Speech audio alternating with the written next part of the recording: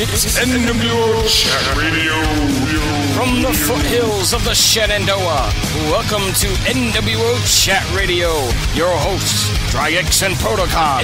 Remember, you can always email or live chat from our website at nwochat.info. And now, here are your hosts, Drygix and Protocon. NWO Radio.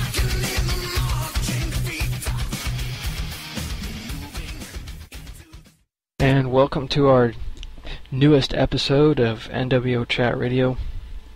Last week we kind of talked about types of disasters, and this week we're going to be going through the news, and we'll be talking about water and how to use water, how to filter water, how to collect it, store it, how to purify it.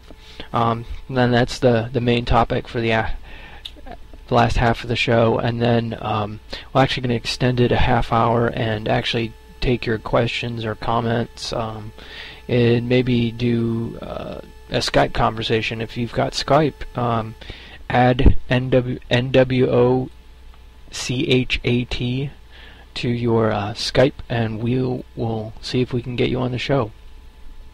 So the first order of business is news, and lots happened in the last week or so. Probably the biggest news is that Russia recently had, elections, and there's now massive amounts of protests going on all over Russia with tens of thousands of people. And they basically, Putin's political party basically rigged the elections to garner votes from the people, because he's just not very popular anymore, to the point that it added up to 146%, which is completely ridiculous. So that's one of the major news topics there. And so what do you think of that, Pro? Have you heard that news? Yeah, I actually, we was just talking about that before the show, and Putin is, the article that I was reading, they had like 50,000 police and troops moving to Moscow. I was like, dang. I said, they better be glad Stalin still isn't running that place, or they'd all be occupying a mass grave. Yeah, that's pretty crazy. Yeah, here it says from Al Jazeera report that police said there were at least 25,000 at the Moscow demonstrations where protesters organized. Claimed more than 60,000 were present. So the organizers say there were 60,000 people, and that's quite a bit of people. They're actually handing out white ribbons to people who are protesting the whole thing. This is pretty interesting, because you've got this going on in Moscow, you've got Occupy Wall Street going on here in the U.S. and around other countries. It just seems like a lot of protest things are occurring that kind of relates to a whole collapse scenario. Right, and it's all circling the drain. I mean, with what's going on in the European Union right now, and the stuff that's going on with Occupy Wall Street, it's an election year. It's going to get bad, and it's going to get bad in a major way here in very short order. And I don't really think the mainstream population of people really understand that. I mean, people know, they know that something bad is going to happen, but I don't really think that a lot of people understand the scope of how bad it's going to be whenever it really does, hit the fan. Right, and I always wonder how people here in the U.S. would react. I know on January 17th, the Occupy Wall Street movement wants basically a million people to set up tents in the National Mall. I don't know how effective that'll be, but there's a lot of, this concern with a lot of people right now about how governments run and how corporations are involved in governments and that kind of thing. And I think that plays into it. And it just basically boils down to corruption at every level.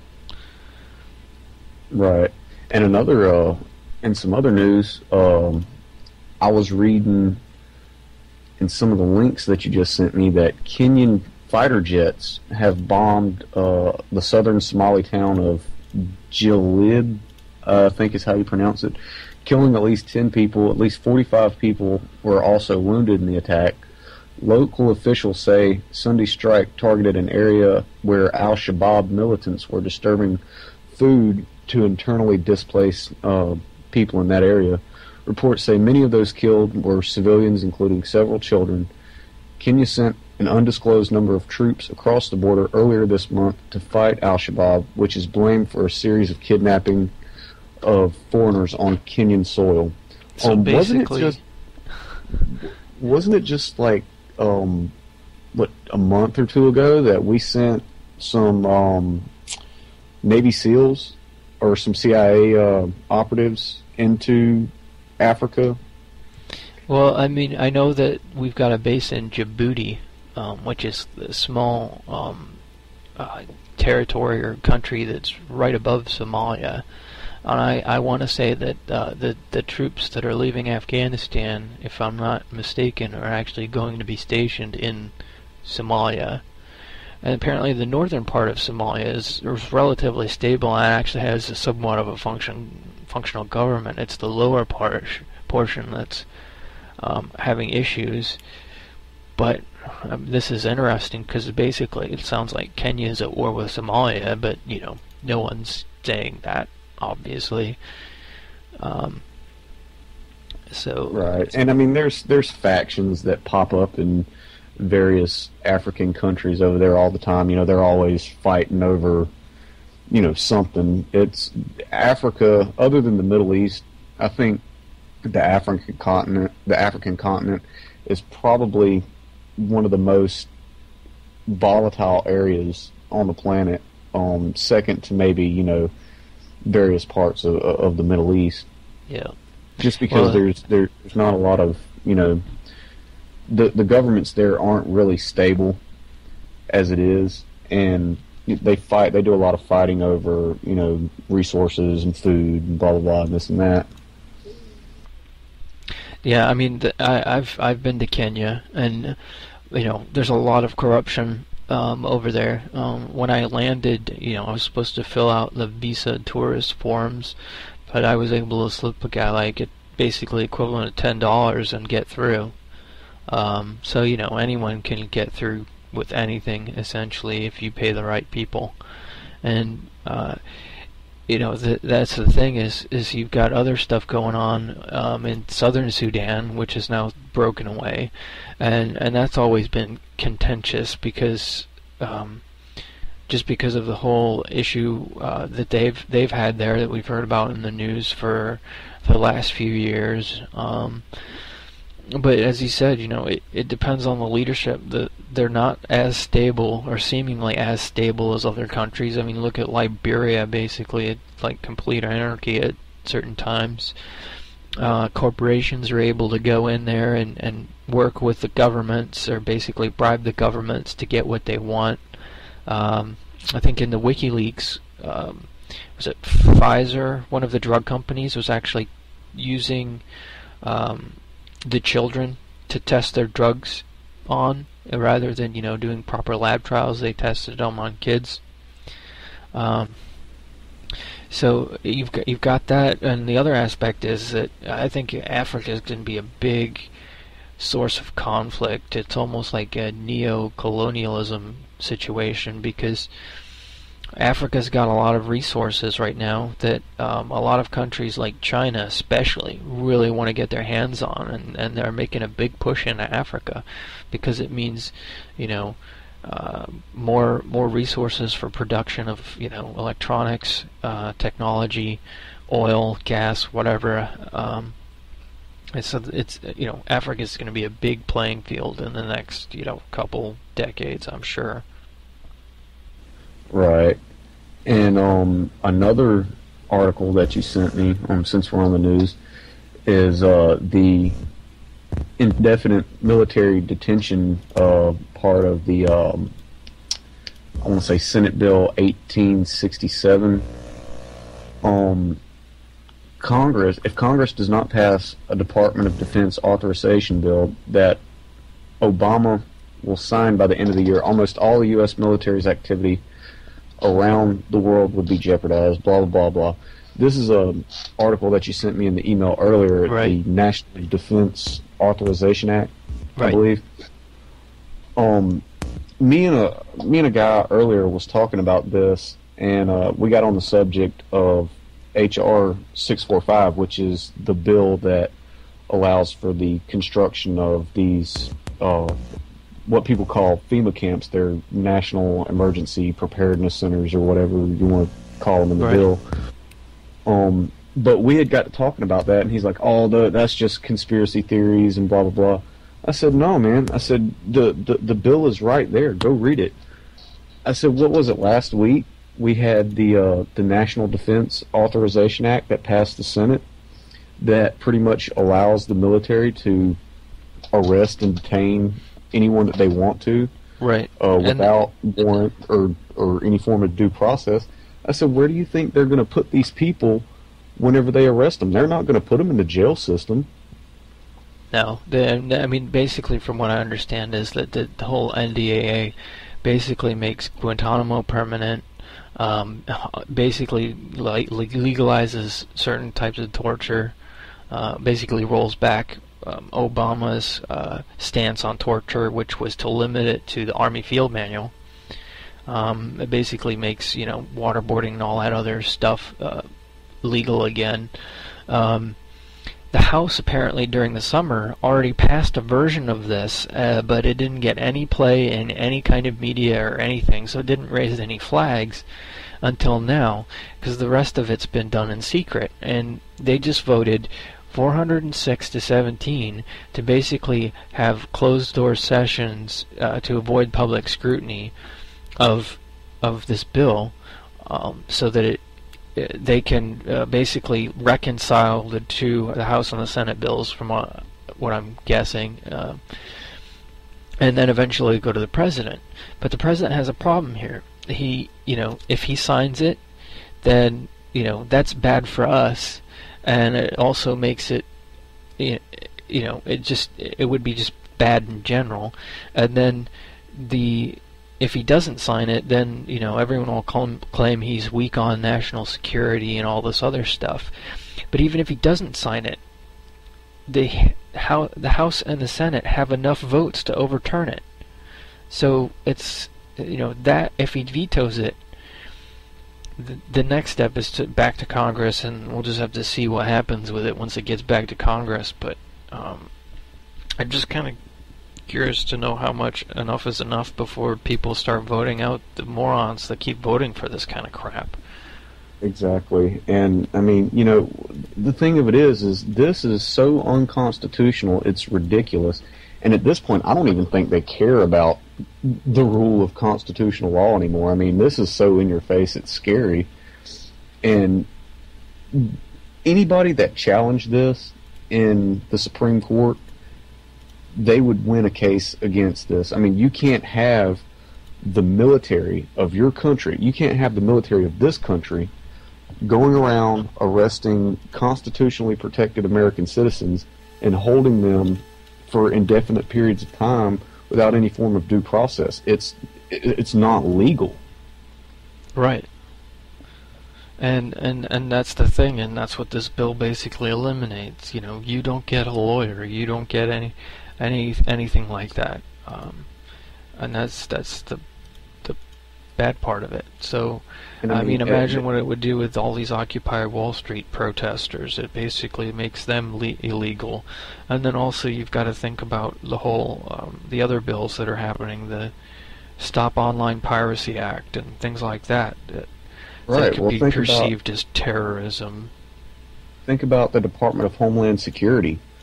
One of their definitions of low-level terrorism is protesting. According to the Department of Homeland Security, if you protest against your government, that is a form of low-level terrorism.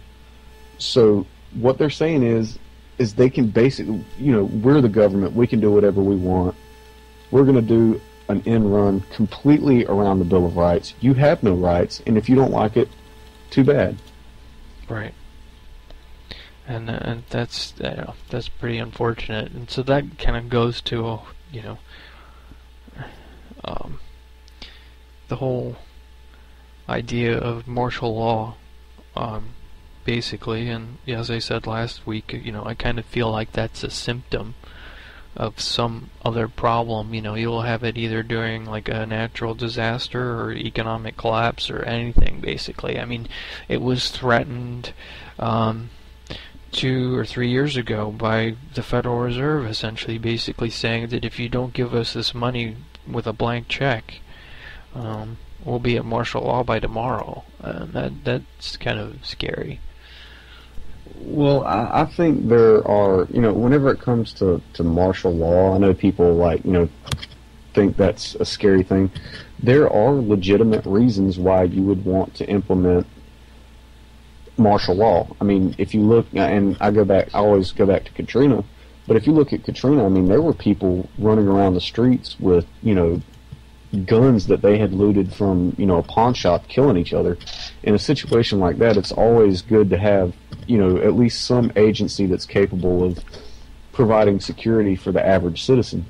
But what they're talking about, they're not talking about, protecting people in a crisis situation, like in a natural disaster or a hurricane or earthquake.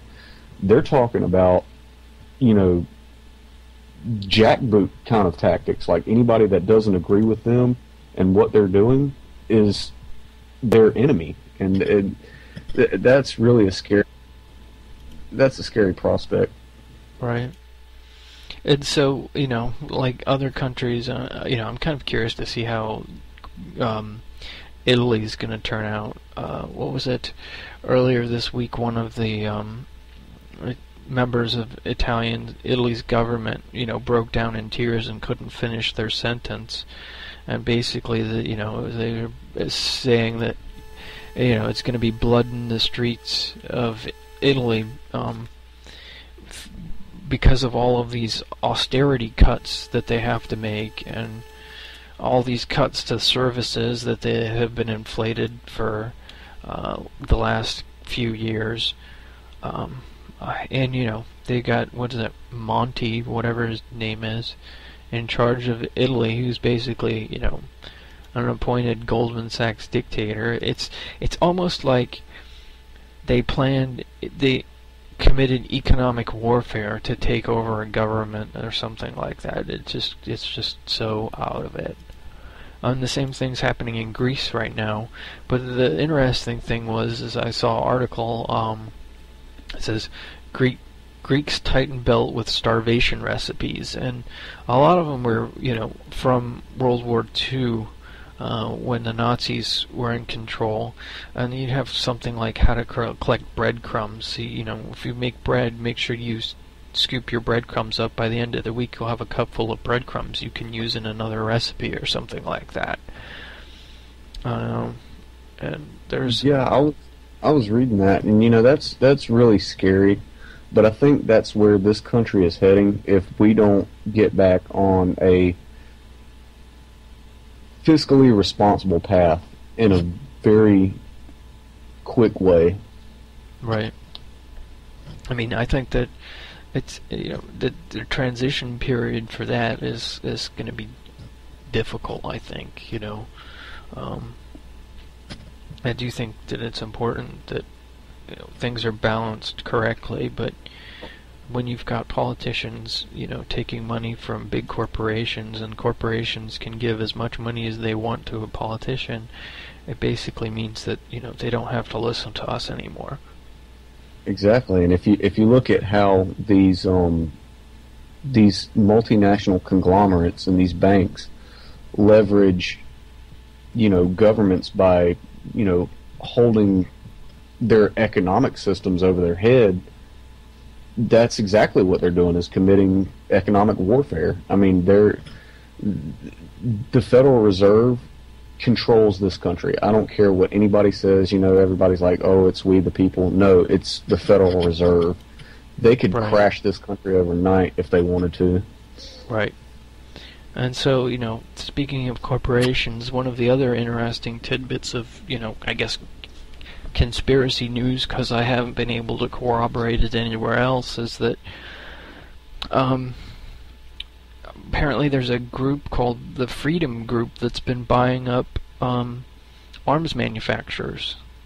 They bought up Remington, Bushmaster, DPMS, Marlin. There's quite a few, but apparently their parent company, the parent company of the Freedom Group, is Cerberus Capital Management, which, if anyone's heard that name before, that's a defense contractor.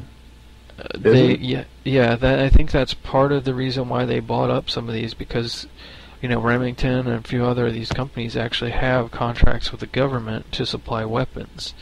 And they also, not related to weapons, they own Chrysler. They're the company behind Chrysler, that we bailed Chrysler out. So why this company can all of a sudden buy all of these, arms manufacturers, and yet we have to bail them out because they're too tight in the ass to basically pay for Chrysler's problems, doesn't quite make sense. And exactly. That's one that I found very interesting. Anybody that knows me knows that I'm very, very pro-gun, and I was reading that article, and it kind of creeped me out a little bit, because I'm wondering if it's not some sort of, because Fast and Furious, that's completely separate topic, but I was watching the news today, and they said that in one of the congressional hearings where they were grilling Eric Holder over Fast and Furious, some of the memos that they had gotten from the Justice Department mentioned that Fast and Furious was basically a tool that they were planning on using to, go after the Second Amendment, and we just had Fast and Furious blow up in the ATF's face.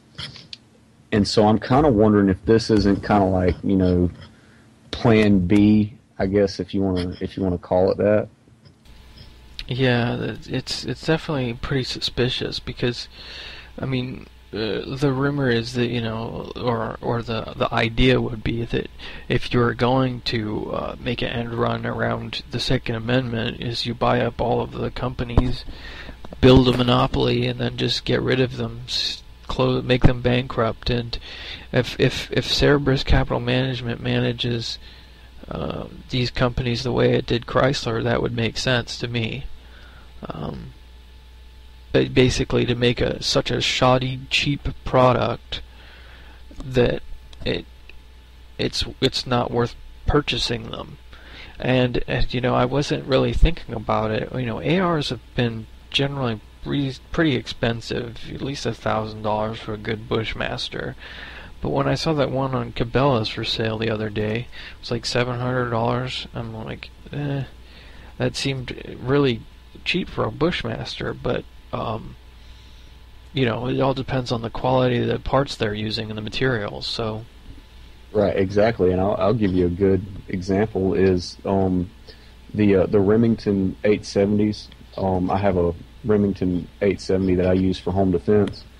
You have quality Remington 870s that you can buy from a gun store or someplace like that, and then you have the kind of cheaper Remington 870s that you can get from Walmart. It's still a shotgun, but the quality of the parts that they use to make it aren't exactly as good as some of the more expensive ones. But I tell you, a good gun as far as an AR goes would be a DPMS, one of the current model DPMS AR-15s. Right. Those things are sweet. Right. So, if you're just joining us, this is New World Order Chat Radio, and our topic for this evening is water, how to collect it, find it, filter it, store it, those kinds of things. if in case of emergency, or just if you're just preparing for disaster or anything like loss of rule of law, that kind of thing. Basically, just general chaos. And so, at my house here, we get a pretty good amount of rain, and so for me, I've got a few rain barrels and stuff that I store some water in. I'm on a well, but for me, that's my biggest weakness. So I figured, of the three things that are the most important, it's food, shelter, water. Decided to do water first. So that's why we'll do water first. So what's your kind of situation over there where you're at for water? Actually, I live within walking distance of a spring-fed freshwater pond, and right behind that we have a spring-fed creek that comes up fresh out of the ground. I can track the creek back to the actual spring, and so I mean I'm pretty good on water. I have a deep well in the backyard. I'm not on any kind of like city utilities or anything like that. Right. But yeah, we're pretty good as far as fresh water goes. So it's kind of similar situation to mine then. So what if the power goes out? Does your well work? I mean, otherwise you're making a trip to that pond, right?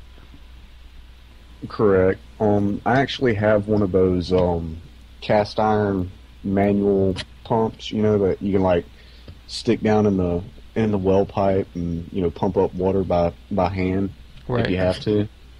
But if nothing else, I could just use a 5-gallon bucket and tote it back up to the house. That makes sense.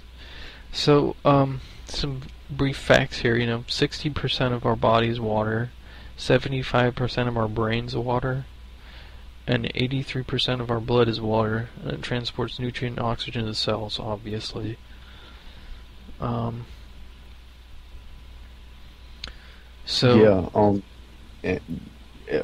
what you was just saying is exactly correct.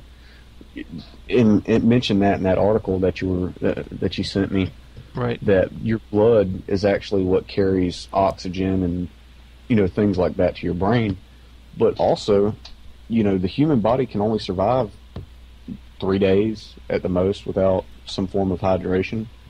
What happens is if you don't get enough water, if you get dehydrated, your electrolytes in your body that control how your heart fires off will actually become disrupted from lack of water. And I see it all the time with people that have heat exhaustion on the ambulance. They get dehydrated. Mm-hmm. We hook them up to the heart monitor, and they'll actually throw arrhythmias on the monitor depending on how severely dehydrated they are. Wow. So water is a big important thing. That's probably your top priority in any survival situation. Yeah, so apparently at 5% dehydration, a person becomes hot and tired. Strength and endurance decreases. At 10% is when delirium and blurred vision become a problem. At 20%, it's basically when you die. So, water is extremely important. Being able to find a clean source is important. So the first thing that you're supposed to do during an emergency, or at least what I've done in the past when we've had power outages, is if I've got pressure in my tank, I try to fill up my tubs with water, just to have it there, just in case. And then there's water also inside the heater, so if I ever had to, I could drink that, but you'd probably want to filter it beforehand, especially if you're on a well, because it'll pick up a lot of sediment and things like that.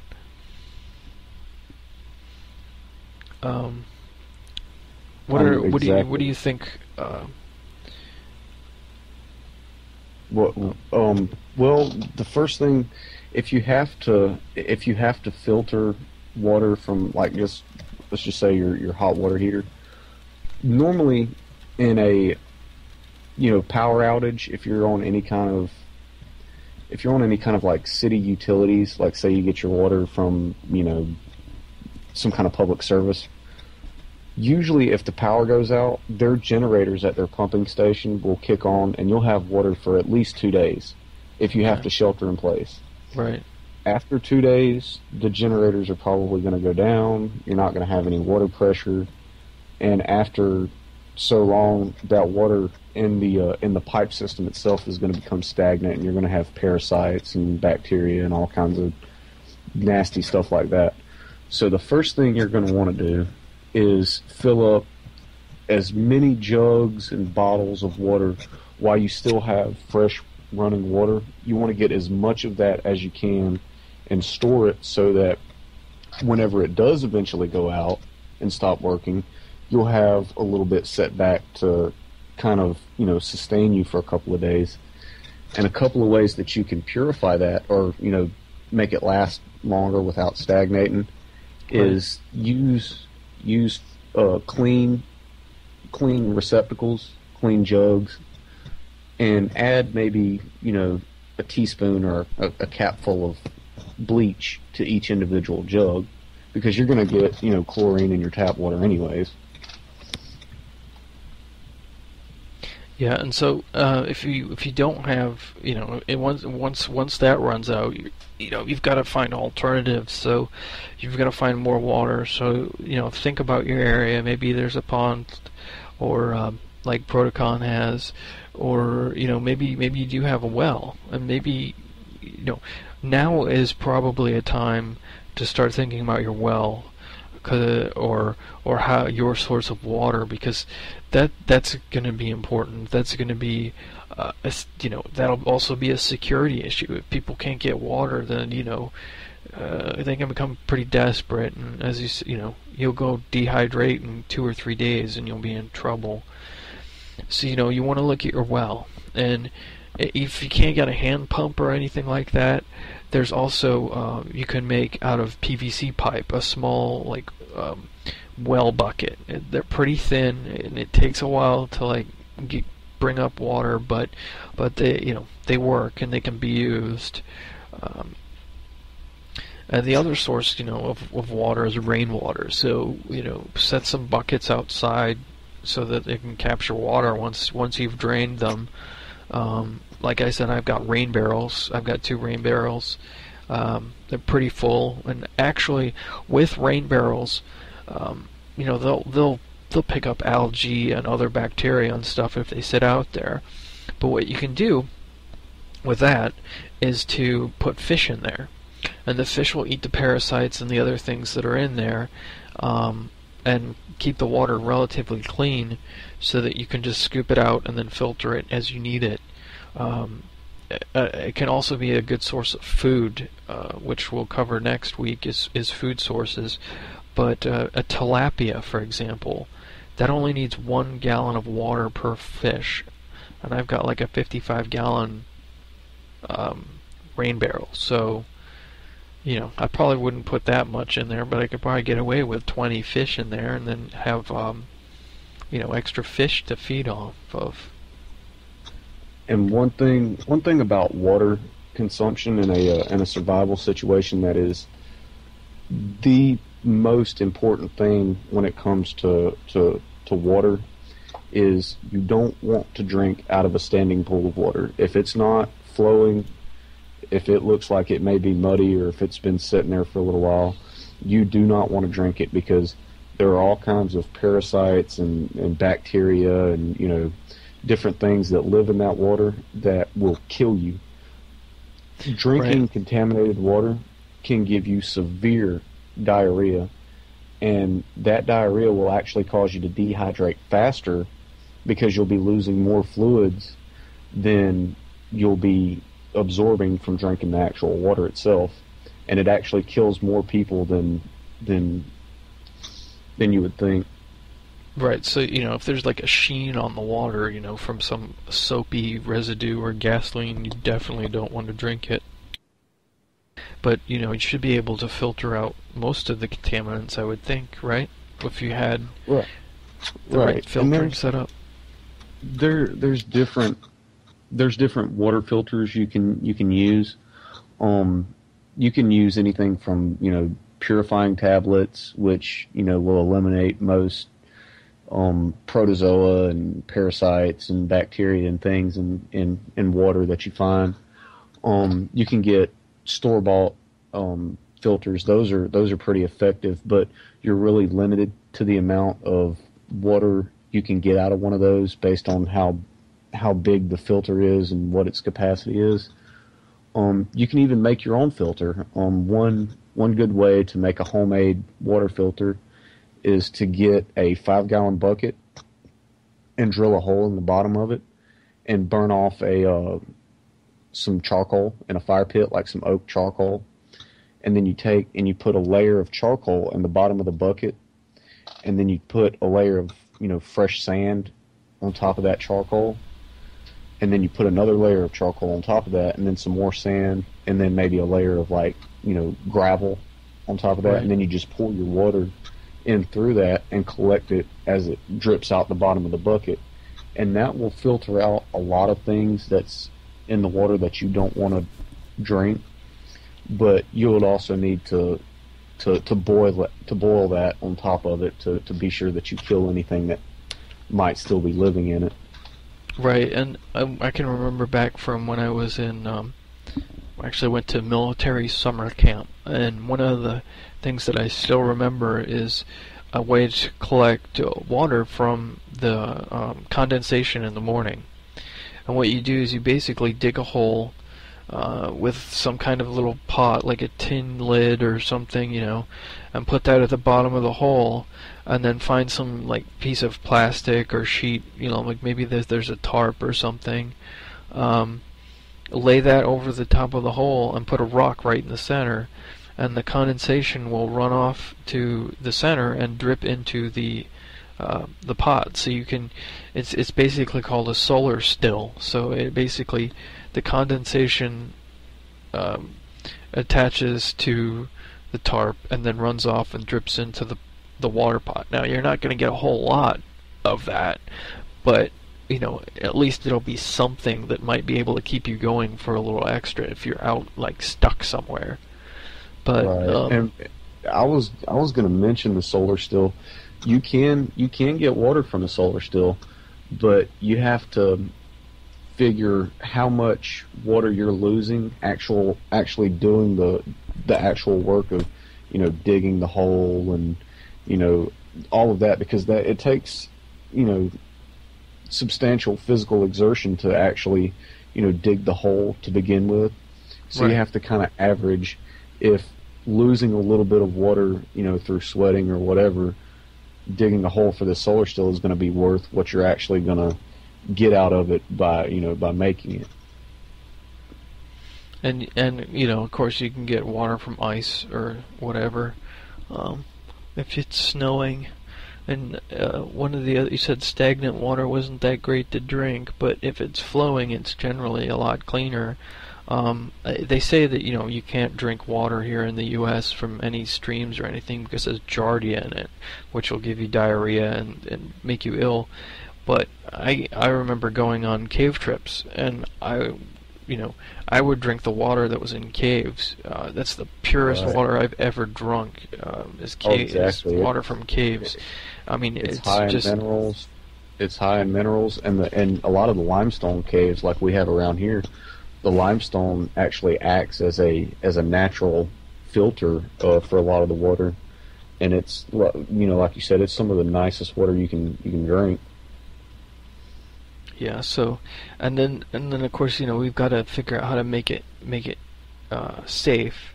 So we use water for a lot of things like brushing your teeth, cooking, drinking it, and washing up and that kind of thing. So as you said, boiling water will kill a lot of stuff. It doesn't neutralize chemicals though. So if there's bad chemicals, or if there's even radioactive particles in that water, that's not gonna affect it. And that's where your water, your filter comes from. going on with the charcoal, the sand, and then another layer of charcoal. If you've got really clay soil, you could use that too. It doesn't necessarily have to be charcoal. Gravel, and then a layer of clay, and then if you can get charcoal, great. But if not, just that alone will filter out quite a bit. And the thing with radioactive water is that if it's exposed, that's going to be the biggest issue, because it could have fallout contaminants in it, which are basically radioactive particles. But if it's drink that. right, yeah, and if it's from like wells or something like that, then generally it's going to be better for you, especially if your pipes are buried and that sort of thing, because the water gets into the well by filtering through the earth, so eventually it'll be filtered out. That's one thing to consider as well. Like radioactive water is going to be like, worst case scenario for me, I think. Right. Yeah, and even distillation. You can take a moonshine still and just run, straight water through it, no mash or anything like that, and you will come out with 100% pure water. No contaminants or anything like that. If you build your still right, and that's another thing that you can do to obtain water is distillation, and that's more of a long-term kind of thing. After you've already established yourself in a safe area, if it's going to be a while, a long time before utilities or anything like that are turned back on. That's one thing you can think about if you have the resources available to you to actually do that. Right. And so, if you're thinking about putting an emergency kit together, Katadyn water filters seem to be some of the best, and links to that in our store on our website at nwochat.info that you can check out. And so there's that. But then if you're talking about larger amounts of water, they've got the big Berkeys that you can get, which are gravity-filled gravity water filters that will filter water, and so those are some things that you can pre-purchase. The other thing is you can think about storing it. I have seen I can't remember exactly, I think they call them bathtub buddies or something like that. Have you seen those? Yes. Yeah. You're talking about the big bladders that you can, just set in your bathtub? Yeah, that's exactly what I'm talking about. And those are great. Especially for what I said earlier about if you're on any kind of public utilities, you'll usually have about 2 or 3 days of running water, because the pumps will be running off the generators.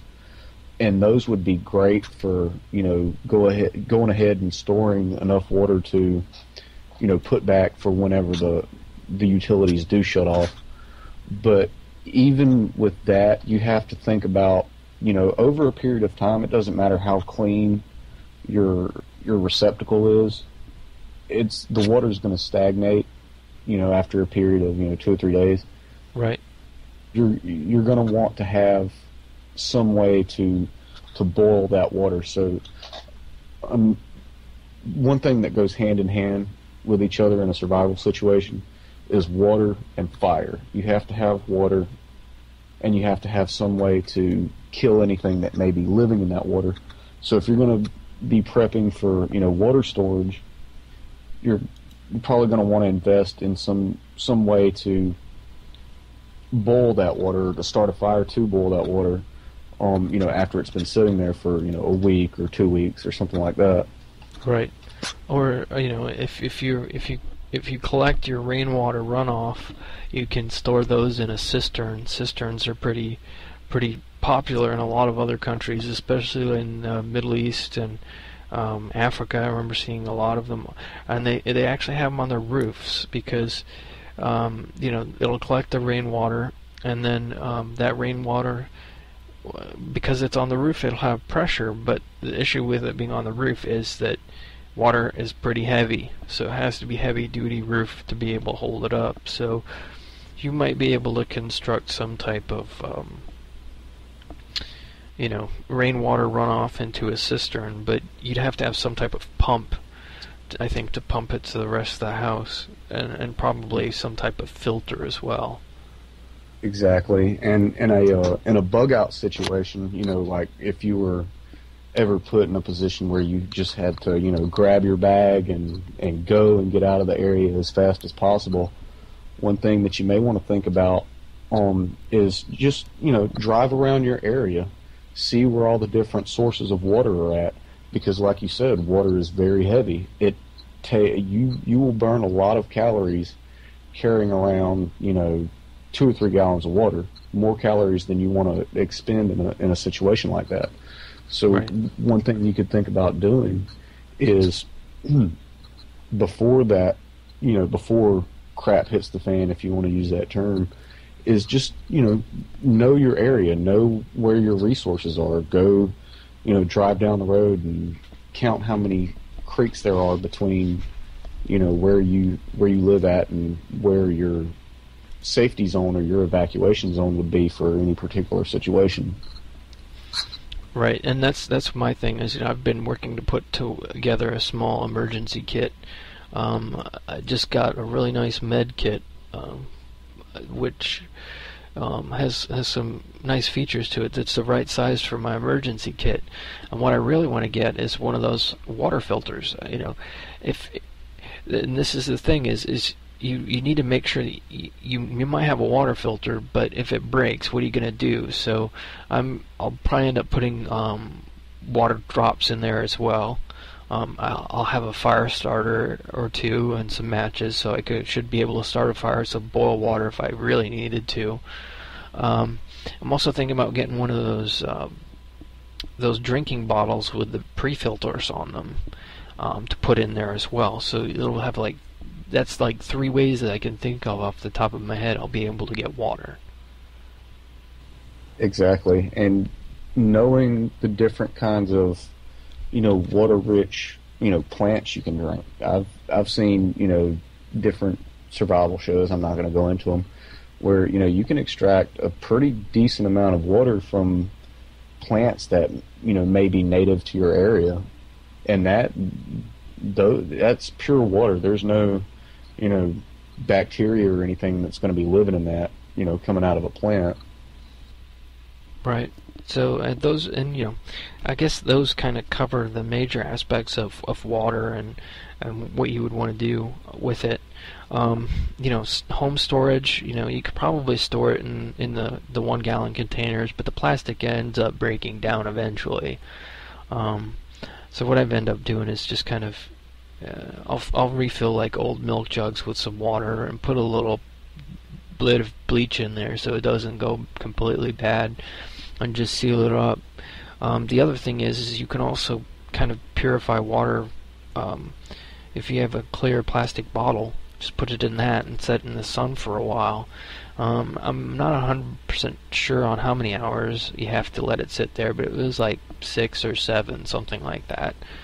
And that'll actually, with the UV light, kill any bacteria in the water as well, but it won't do anything for chemicals, contaminants either. Right. And that's where, if you're worried about chemical contaminants or radioactive contaminants, that's really where having a still would come in handy, because you can take contaminated water that may be contaminated with, something that you don't want to drink, run it through a good moonshine still, and have pure 100% drinkable, potable water, that comes out the other end. Right, and so, I think going back to my situation is that I'd really love to have like what you've got on yours, a hand pump. ultimately I'd like to somehow get it to the point where it was like a solar pump or off the grid kind of situation, that it was just the pump that was being powered by, a couple solar panels or something like that. So if I knew the power was going out, I wouldn't have to worry about the water situation. I could just switch it over to the solar, or the battery backup that I've got would have on it, and it would at least pump enough to fill my pressure tank. And then, my pressure tank should last a few days. So if you've got a pressure tank in your house or whatever, then you're going to have a good amount of water there for your needs anyway. So even if the power goes out, your water is going to work for a little while. And I keep hearing things about, I've had someone argue with me that you can't use your pressure tank, you'll ruin your pressure tank. And that's really not the case. I think probably it used to be, but that's not the case now. You can use that water and it's perfectly fine. It's not going to ruin your pressure tank. Right. But basically, if you need water, the average rule is a person needs about 3 quarts of water each day, 2.75 or something like that. So if you calculate that out, that's about 250 gallons of water per year per person. So if you've got 5, rain buckets, that's rain barrels, that's about as much water you would use in a year to drink. Right, and you're going to want to, another thing, on the topic of water, is you're going to want to have something to clean with. You don't necessarily have to, clean, like if you're going to wash your clothes or something, or sanitation, is a big thing in a survival situation. More diseases are caused by just not being sanitary than anything else. So you're going to want to have a good supply of water. It doesn't necessarily have to be completely sterile or potable in any way. Just something that you can use to, to wash your clothes or to bathe with, or something like that is right. A good thing to have. I mean, you're gonna want to keep it relatively clean. You're not going to want bacteria and parasites growing in it. But exactly, just something to clean with, and that's something that you have to think about. And rainwater, or even pond water, in a lot of cases, would be good for that. Right. I mean, you basically just run it through a quick filter of the gravel or whatever to get out any big chunks or leaves or something like that. Then you can use that to just run, wash your clothes and that kind of thing. But in that kind of situation, it's going to take a lot to clean clothes. I don't know if you've ever a really good series called Victorian Farm, and then there was one I believe called Edwardian House. I think it was Edwardian House showed how much laundry that they had to do, and this is before they had washing machines and they just had the scrub boards or whatever, and it was just they were doing washing almost every day, and it was pretty ridiculous. The amount of washing and water that they had to use, and then just waste water for cleaning right. And stuff like that. Exactly, and I mean I know it sounds wasteful, but really, in order to prevent dysentery and various types of infections, you're going to want to stay as sanitary as possible. Even something like a simple cut. On your finger, you trip and fall and scrape your knee or something like that. That right there is a big that can turn into a life-threatening situation pretty quickly if you don't have sanitary conditions. Right. And that's important that you think about other situations in which you might not think you might need water, but you do, like cleaning up wounds or those kinds of things. Water is used for a lot, and that's kind of goes to a bigger issue, and that I don't think we get a whole lot of news on, and that's a lot of places are turning into big giant deserts where the water is really hard to get.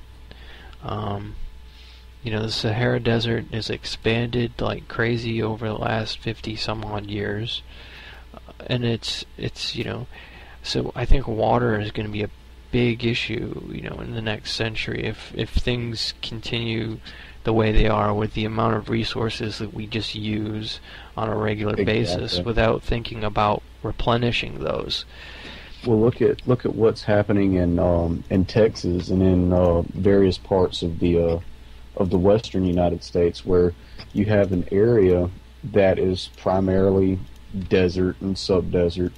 In Texas, they're running out of water. They're going on a 15-year drought right now in Texas.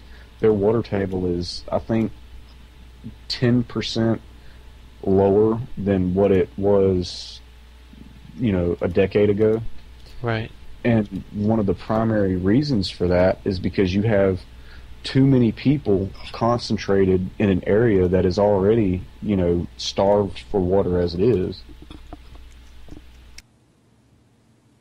And so, just a quick recap here. We've gone over some of the major news topics, and we're talking about water now and water safety, and how important that is to, sustaining your life, especially in a disaster situation and prepping for water. And so, if you have any questions or anything like that, you can contact us at nwochat.info. through our chat room, ask questions. If you've got Skype, add NWO Chat. That's our chat name on Skype, and you can call into the show and ask us specific questions to your issues, and kind of hash over, some water security issues you might have or anything like that, and we'll try to help you answer those questions, and we'll probably learn from each other.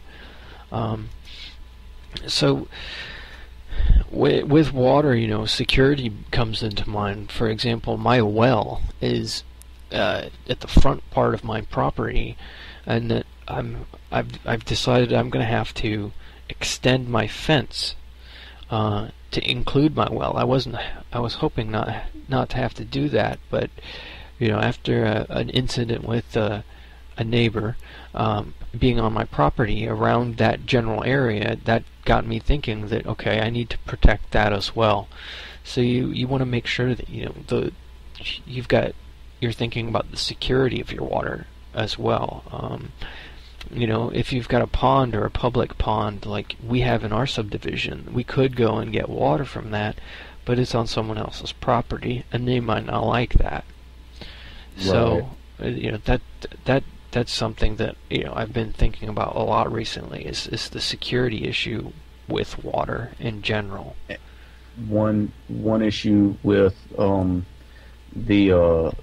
pond that would come to mind, at least for me, is if you're going to get water from a pond, even if it is spring fed like the one behind my house, you're going to want to keep animals and livestock away from that, because the animals are going to be attracted to that water, and they put all kinds of nasty viruses and stuff like that in the water that you're going to be drinking. And so you're going to want to put up like you said, a fence or something like that around the pond to keep various animals from coming in there and contaminating that. Right. And they'll contaminate the water and everything. And I had a thought along those lines, and I just missed it. So with that in mind, your security of your water. The other thing is, and that's what I was going to say, is water for farming. If you've got a garden that you're growing food, water's the big thing. And this over this summer, the growing season was pretty difficult because we barely had any water during the summer in a drought condition. And now it's come, fall and winter time, and we're like soaking and flooding. So, it's very, strange weather, to say the least. But, water for irrigation is important. So if you're farming, or if you're doing any kind of garden, if you're a prepper, I would hope that you are doing something like that. even if it's just on small scale with raised beds. That's what I do. You've got to consider water for that as well, and that's where I think for us is the rain buckets are going to come into play. I really think that well, if I had, my dream goal, or my goal is to get the well on a solar pump of some kind. You could easily, I wouldn't have to worry about using the rain buckets.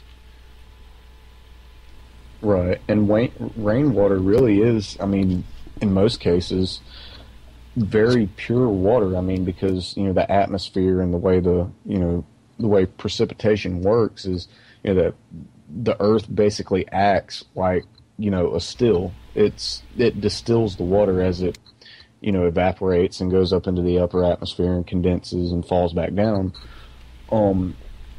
Unless you're picking up some kind of like acidic rain or something like that. But rainwater really is some of the most pure water that you can collect and drink, as long as the receptacle that you're storing it in is relatively clean. Right. Unless it's acid rain or something, if you're near coal power plants or something like that, then you might have some issues with that. But yeah, and Fukushima, for example, irradiated a lot of rain. So you've got to take into consideration what's going on in your area at the time of your disaster, or what you're preparing for as well. Right. Exactly. I mean, even heck, I wouldn't even. I don't live in an area where a nuclear reactor is at, or a coal plant or anything like that. I'm way off in the woods, 50 miles away from the nearest industrial complex. Right. But I wouldn't just go out there and collect a big bucket of rainwater and sit there and drink it.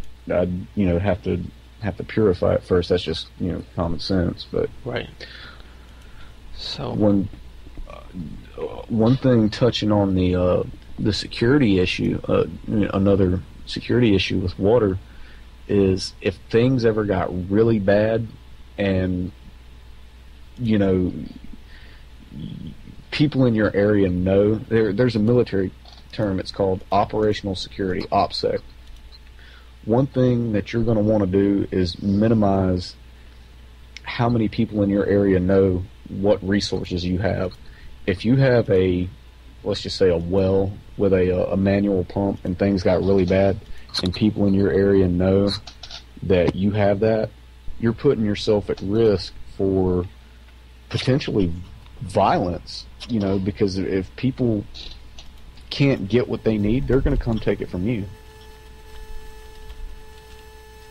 Yep, and that's that's the one of the big things is security, and we're going to dedicate probably a whole episode to just security, next to food, water, and shelter. I think that's probably a big one, and then we'll look at communication as well. That's an important one too, because that can affect all of the others.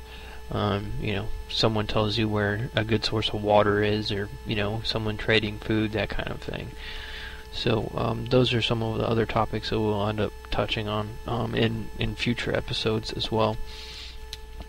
So just to kind of recap, we've kind of gone over water security, collecting water, finding water, storing it, how to, and then how to filter it.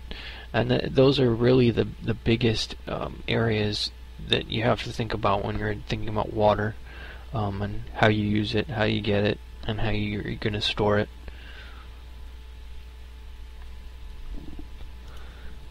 Yeah, that's a lot of basics. It's just, most of it is just being prepared and having a plan, knowing what you're going to do in various situations. One of the big things that I stress to my fiance and various people is just know the resources in your area that are accessible. Go, like if you're in a situation where you have to just grab your bags and go, you can't shelter in place because it's too much of a risk, or whatever, beforehand, just know where your ponds are at in your area, know where your streams are. Hike through the woods and go find a source of water that maybe no one else knows about. I've gone through all these woods out here behind my house. I've probably found 3 or 4 creeks that I doubt anyone knows are even there, and you can track those down all the way to the main channel of the river. Right, and so, for me, for example, one of the biggest things that I thought of the last couple of weeks when we had that earthquake was getting stuck in town and not being able to drive out. Fortunately, I was, because everyone piled down one specific road and didn't think about the next road over, and I was able to get out a lot quicker than some other people. And in those situations, it's just aside, you have to think outside the box. If everyone's doing something, then think about how you can do something different in that situation. And so for me, as I'm having this earthquake, I was like, oh, this is a great disaster scenario to teach me what I would do in this situation, because after the quake, it was pretty much over.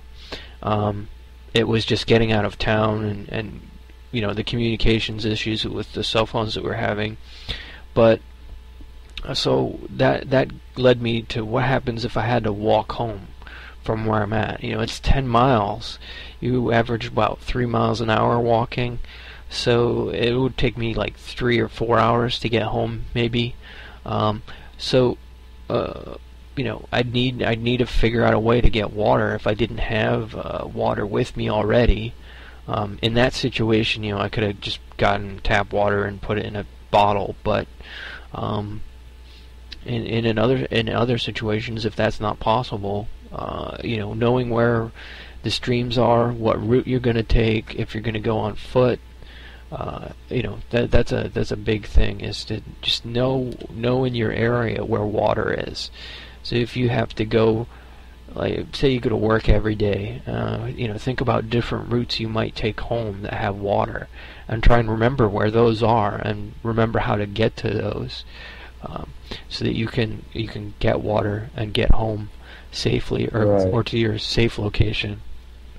And natural sources of water, like rivers and streams and stuff like that, actually goes into another topic that I think we're going to talk about later, is hunting game, wild game, because sources of natural water are where you're going to have your highest concentration of wild game if you had to hunt for, like in a survival situation, like if you was running low on food, you needed to go kill a deer or a wild pig or something like that. You're going to want to center yourself around areas where there's fresh water, because that's where the highest concentration of wild game are going to be at. Right, and that's that actually probably we'll cover that in our next episode, which will be food. Which will be, let's see, I know we've got the holidays coming up, so so next weekend at Saturday at 10 o'clock Eastern Standard Time in the evening, we'll be doing our next episode, which will be covering food, safety, security, all the same topics that we covered with water, but we'll be covering food in our next episode. So I think we'll wrap it up here for this evening. I hope you enjoyed this show. I'm Drygex with my co-host Protocon, and please give us any feedback you might have.